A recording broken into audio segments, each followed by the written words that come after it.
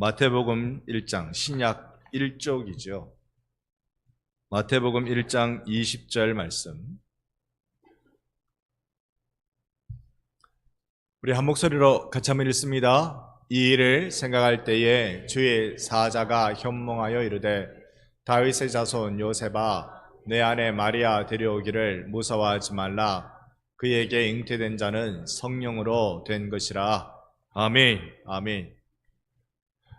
우리 주 예수님은요, 당신의 평생의 삶이 성령으로 시작해서 성령으로 이어지는 삶을 살아오셨습니다. 예수님께서 승천하실 때 한번 생각해 봅시다. 예수님께서 승천하실 때 여기 이 성을 떠나지 말라 하셨죠. 왜 떠나지 말라 하셨죠?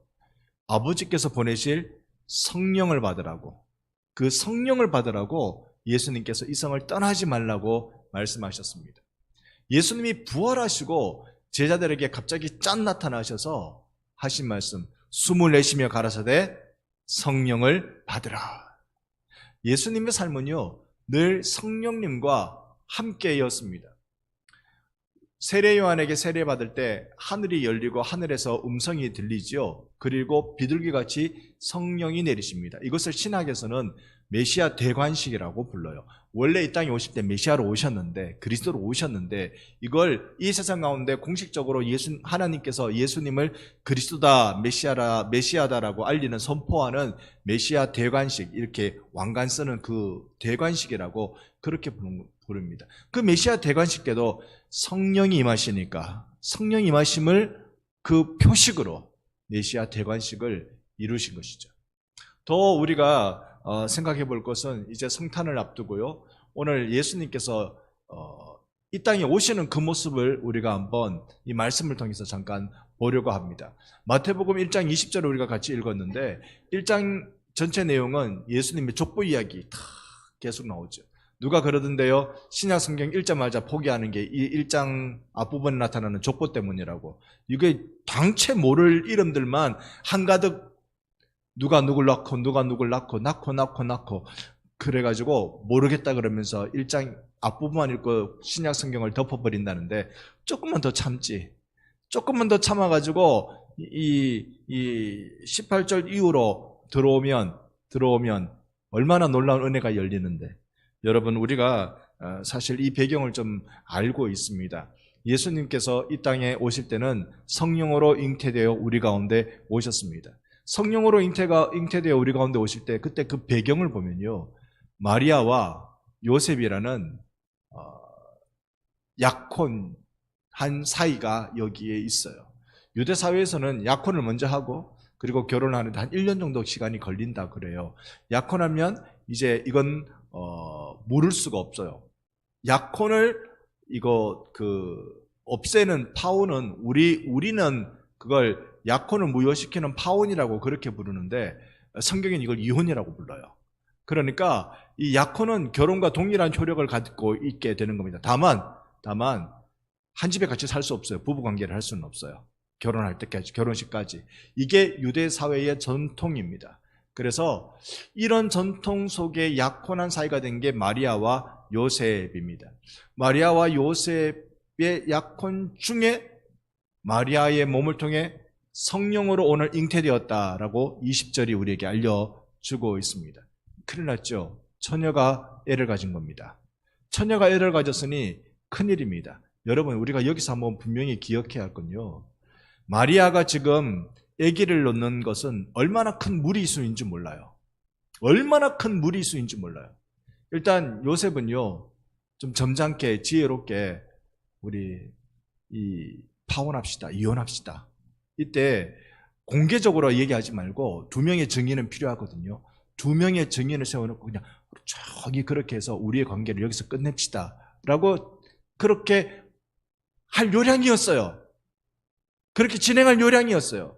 그런데 그때 20절에 천사가 나타나서 마리아의 뱃속에 있는 아이는 성령으로 잉태된 아이야, 너 데려오기를 두려워하지 마라고 용기를 북돋아 주고 있는 것을 볼 수 있습니다. 이 요셉이 이렇게 조용히 끊고자 하는 것도 굉장히 무리수이고요.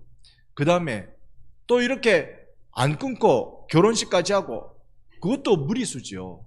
무리수죠. 사람이 10달 만에 태어난다는 건 누구나 다 아는 건데 그것도 무리수죠. 이렇게 저렇게 다 어려워요. 다 어려운데 여기에 우리의 초점이, 우리의 시야가 이 세상 사람들이 이렇게 우리를 볼 거야, 이렇게 우리를 판단할 거야, 이런 여러 가지의 곁눈으로 살피면 어려운 게 한두 가지가 아니에요. 그런데 성령으로 잉태되었다, 이 한 가지의 사실을 딱 꼽히면 내가 어떻게 살아야 될지를 보기 시작하고 내가 어떻게 헌신해야 될지를 이끌림 받기 시작하는 겁니다. 여러분, 오늘 예수께서 성령으로 시작해서 성령으로 계속 이어가시는 당신의 삶을 보면서 오늘 우리도 이 성령에 이끌리는 은혜가 있기를 소망합니다. 지난 한 주 저는 이 성령님에 대해서 깊은 은혜를 누리며 좀 붙들리는 은혜를 경험했던 것 같아요. 성령님을 생각하니까 마음속에 이런 호기,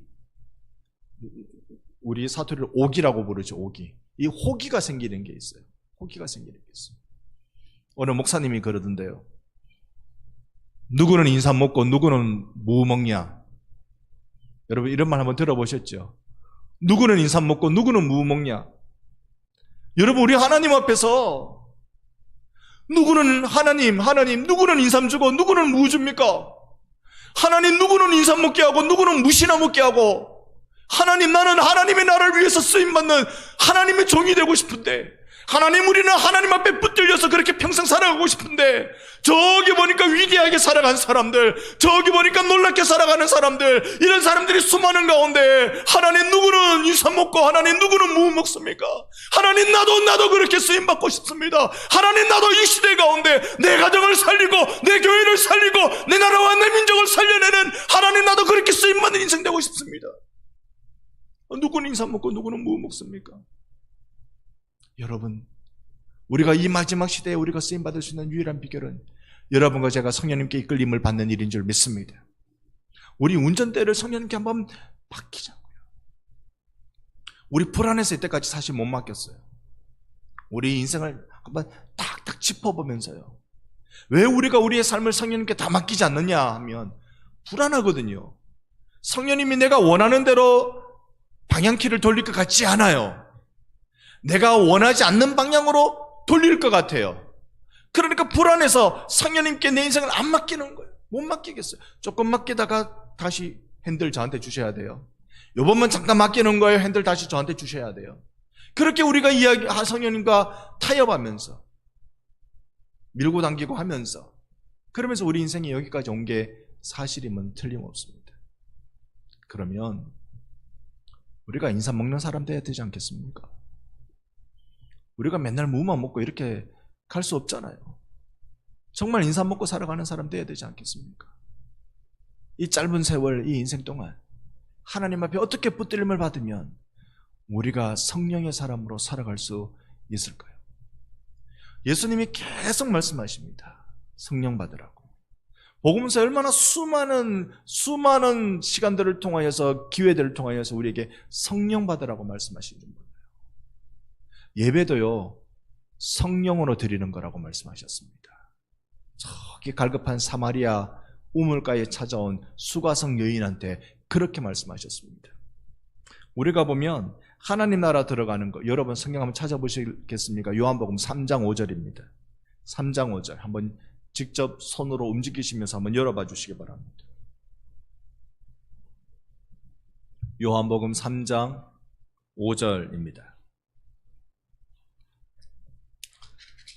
3장 5절 찾으신 줄 알고 우리 한번 읽어봅니다.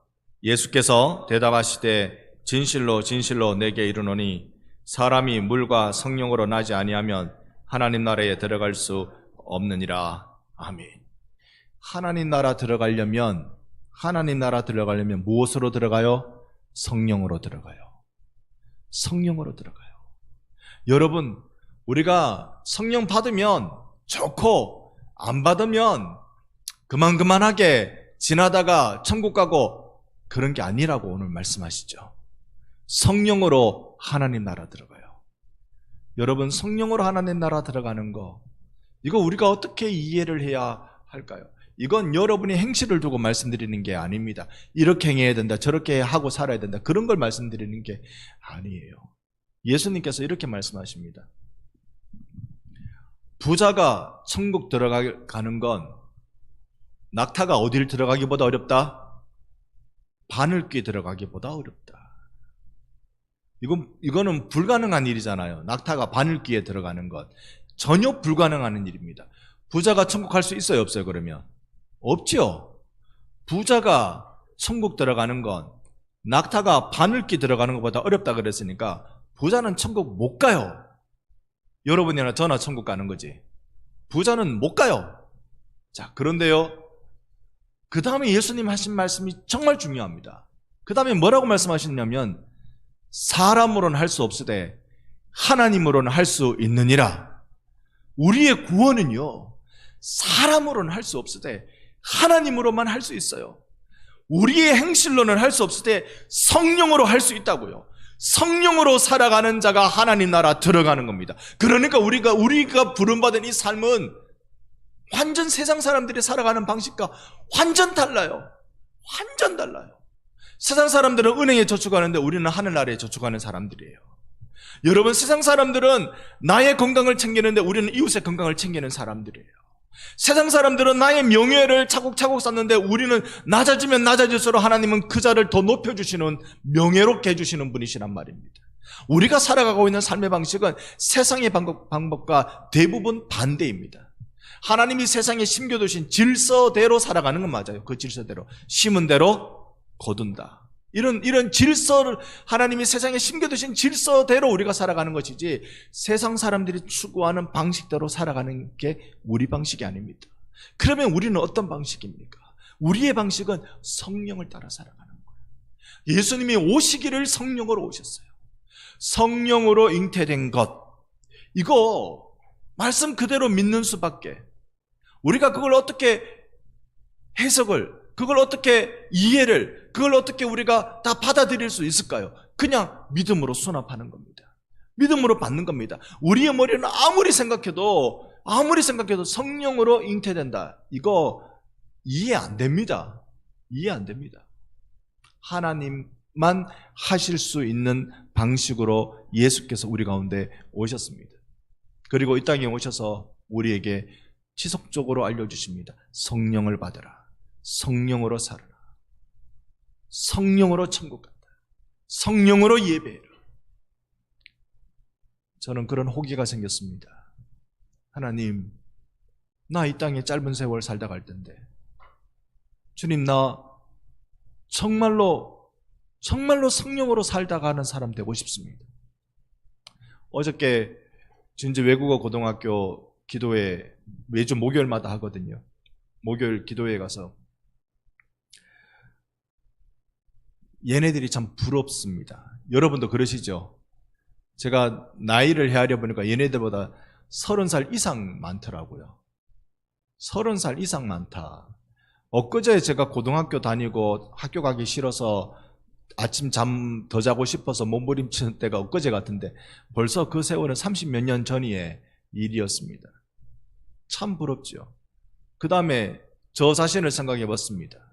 우리나라 남자 평균 나이가 84세라고 그러는데 저 앞으로 30년 조금 더 살겠네요. 아니, 얘네들 인생, 내가 헐 30년도 더 과거의 인생이 얘들이 지금 살고 있는데 그 휙 지나가 버린 세월을 한 번 더 휙 지나가 버리면 하나님 만나러 가야 되네. 하나님 만나러 가야 되네. 저 지나온 세월요, 그렇게 쉽게 살지 않았던 것 같아요. 쉽게 산 것도 많지만 그러나 제 스스로 하나님 앞에 어떻게 살 것인지 고민하고 어떻게 살아야 맞는 것인지 헌신하고 그렇게 살아온 세월들이 기억이 많이 있습니다. 그럼에도 불구하고 지금 이 시간에 저 자신을 돌아보면 나는 과연 성령으로 살았는가? 이 삶의 운전대를 성령님께 맡기고 살았는가? 아니면 운전대는 내가 딱 쥐고 성령님 내 옆에 계셔주세요. 내 옆에 계셔. 이 운전은 제가 합니다. 운전은 제가 합니다. 내 옆에 계셔야 돼요. 내 옆에 계셔주세요. 그러니까 내가 원하는 대로 가는데 여기에 성령님이 나를 도와주셔야 돼요. 이렇게 살아갔는가? 돌아보는 시간이었습니다. 저 자신에게 말하고 싶어요. 성령님께 맡기면 후회하지 않는 인생이 될 것이다. 저 자신에게 계속 들려주고 싶어요. 순간순간 성령님께 맡겨라. 그러면 반드시 승리하는 인생이 된다. 우리는 다 천국 갑니다. 우리는 다 이 땅에 다 내려놓고 다 두고 갑니다. 뭘 가지고 가고 싶어도요, 손에 쥐고 갈 수 있는 건 아무것도 없고 가슴에 새기고 갈 것입니다. 다 하나님 나라 생명책에 기록해 놓고 갈 거예요. 여기에 들고 갈 수 있는 건 아무것도 없어요. 그 마지막 순간에 나는 성령으로 살았는가? 그러면 죽음이 두렵지 않을 거예요. 죽음이 두렵지 않을 거예요. 병들어서 죽음의 시간을 앞두고 있는 사람도 있어요. 나이 들어서 이제 더 이상 살 날이 얼마 되지 못하는 이들도 있어요. 또는 사형수로, 또는 어떤 사고로, 또는 전쟁으로 막 목숨이 잃어버리는 이 시간들, 이 아까운 이들을 우리는 매스컴을 통해서 늘 보고 있습니다. 그러나 그 마지막 순간에 심지어 불의의 사고로 내 목숨이 이제 곧 사라질 그때에도 성령으로 사는 사람은 죽음이 두렵지 않습니다. 오히려 감격이고 감사하고 나를 여기까지 이끌어주신 하나님께 감사하는 세월이 될 것입니다. 저는 우리 사랑하는 반성교회 성도 여러분께 감히 권합니다. 여러분 함께 성령으로 사십시다. 여러분 함께 우리 성령님께 붙들려서 뜨겁게 같이 살아보십시다. 지금 시대에 얼마나 어려운 이야기들이 많이 나옵니까? 내가 살고 있는 삶의 환경은 많이 좋아졌어요. 여러분, 살고 있는 삶의 환경이 얼마나 좋아졌느냐면요, 고등학교 때 학교 갈 때는 콩나물 시루 같은 버스에 꽉꽉 짓눌려가지고 가방은 또 좀 큽니까? 옆에 친구 가방 옆에 훅 들어오면 아프고 그렇게 살던 콩나물이었습니다. 그런데 지금은요, 차 몰고 다녀요. 제 삶이 얼마나 좋아졌는지 몰라요. 얼마나 좋아졌는지 몰라요. 지금은 먹고 싶은 거 있으면 자주는 아니라도 작정하며 먹을 수 있어요. 지금은 뭔가 남에게도 조금은 베풀 수가 있어요. 야, 누가 어떤 학생이 통닭 먹고 싶다 그러면 같이 통닭 먹여줄 수 있어요. 제 삶이 많이 늘어났어요. 그런데 자꾸 생각에 어두운 이야기들이 많이 들려옵니다. 얼마만큼 어두운 이야기가 들려오느냐. 요즘은 전부 다 숫자가 준다 그러잖아요. 무슨 숫자든 다 줄어요. 물가 빼고는. 무슨 숫자든 다 줄어요. 이달 29일인가요? 초등학교 졸업식입니다. 작년에 초등학교 졸업식 갔을 때 재학생이 67명이었습니다. 초등학교 재학생이 67명. 너무 많이 들으셨죠? 놀라지도 않으시네요. 67. 우리 여기 반성 초등학교, 국민학교 출신인 분들도 들어 계시죠? 우리 뒤에 김진섭 집사님도 반성 초등학교 출신이시죠? 집사님 다니실 때는 한 몇 명쯤, 전교생 몇 명쯤인지 기억나십니까? 아유, 세상에. 방금 뭐라고 하신지 들으셨어요? 1000명이 넘었답니다. 설마 집사님 1950년대 학교 다니신 건 아니시죠? 1000명이 넘었어요. 임원회, 진주노회 임원회가 있으면 한 번씩 가는데 오늘도 있어서 거기 갔다 왔는데요. 성남교회 정기근 장로님이라고 계세요. 이분이 이반성 초등학교 출신이세요. 이반성 초등학교 출신이라서 자주 이 반성 소식을 저한테 물어주시고 저는 또 그 옛날 소식을 듣고 이렇게 하는데, 이반성 초등학교 지금 학생 수 제가 3년 전에 갔는데 15명이라 그랬어요. 3년 전에 갔는데 15명. 깜짝 놀라던데요. 깜짝 놀라던데요. 제가 자꾸 이렇게 안 좋은 소식 전해드려 죄송합니다. 여러분, 얼핏 듣기로 내년에는 반성 초등학교 60명 벽도 깨질 수 있다. 그렇게 얘기해요. 그러면 우리 반성교회 여러분 먼저 부탁드리고 싶은 건 주일학교 선생님들 응원 많이 해주세요. 응원 많이 해주세요. 우리 어장에 물고기 이제 별로 없는 어장에서 사람 낚는 업으로 살아가요. 물고기가 별로 없는 어장에서 물고기를 낚으며 살아간단 말입니다. 응원 많이 해주세요. 그리고요, 비결 하나 알려드릴게요. 비결은 다 어렵다, 안 된다, 아예 없다, 숫자가 없다 이렇게 말할 때 우리가 이 위험한, 이 어려운 현실을 타개할 수 있는 유일한 방법은 우리가 성령의 사람으로 살아가는 것입니다. 성령 받아 우리가 살아갈 때 이 어려운 시간들을 우리는 이겨나게 될 것입니다. 저는 그거 믿어요. 하나님이 어떻게 해서든지 성령의 뜨거운 사람들이 모여있는 곳에 하나님은 영혼들을 안심하고 맡겨주실 줄 믿습니다. 여기에다가 이 영혼을 맡기면 되겠다. 여기에다 이 영혼을 맡기면 되겠다. 얼마나 우리 하나님이 그런 안전한 곳을 찾고 계실까요? 여기에 반성교회에다가 이 영혼을 맡기면 되겠다. 여러분, 정말로 우리 교회가 성령의 사람들로 채워질 때 하나님은 우리 교회에 부어주실 줄 믿습니다. 우리 그걸 부흥이라고 부를 수 있겠죠. 그래서 오늘 제가 뒤에서 찬양하면서 저도 참 감격스럽게 찬양했는데요. 이런 생각 들었어요. 이 자리에 나오신 여러분 하나님이 기뻐하신다. 왜요? 오늘 날씨가 보통 날씨입니까? 오늘 임원에 갔다가요, 늘 차 댈 데가 없어가지고 저는 문화예술회관에 차를 대고 좀 걸어갑니다. 걸어가는 그 순간 차 잘못했다, 어떻게든지 근처까지 차를 끌고 갈 걸, 얼마나 춥던지 낮에 그랬습니다. 아침에 한 10시 반쯤에. 근데 여러분, 이 밤에 여기 오셨어요.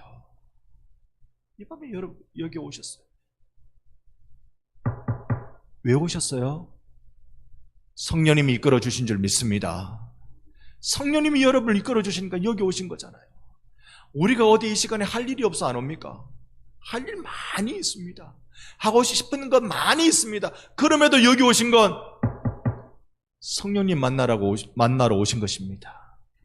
여기에 이 기도회에 불을 지피고 있는 여러분을 통하여 반성교회는 성령이 불타는 교회가 될 줄로 믿습니다. 새벽마다 나오시는 분들 얼마나 귀한지 모르겠어요.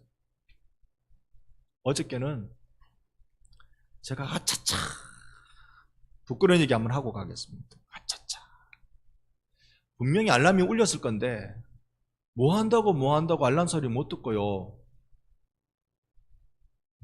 시계를 딱 보는 순간 딱 일어났는데 5시 22분. 우리 5시 30분 새벽 예배잖아요. 5시 22분. 제가 일어나면서요, 내가 미쳤지 그러면서 막 뛰어가서 빨리 세수하고 머리 물 적시고 후다다닥 입고 막 교회에 왔는데, 김혜석 권사님 그때 제가 안 늦게 시작했죠? 늦은 줄 모르셨죠? 딱 5시 29분에 도착했어요. 그때 생각했어요. 이 새벽에 주님 만나려고 나오신 이 새벽을 지키는 분들, 교회는 성령으로 불타야 된다고 믿고 기도해 주시는 분들, 강단이 성령의 불의 역사가 일어나야 된다고 늘 마음으로 첫 번째 기도 제목 삼아 기도해 주시는 분들, 하나님이 이분들을 통하여 우리 반성교회 성령의 교회가 되게 하신다. 예수님이 이 땅에 오실 때 성령으로 오셨어요. 성령으로 사셨어요. 성령으로 인정받으셨어요. 성령으로 끌려 올라가셨어요. 그리고 우리에게 당부하셨어요. 너희들도 성령 받으라. 숨을 내쉬며 가라사대 성령 받으라. 그러니 우리는 성령 받으면 됩니다.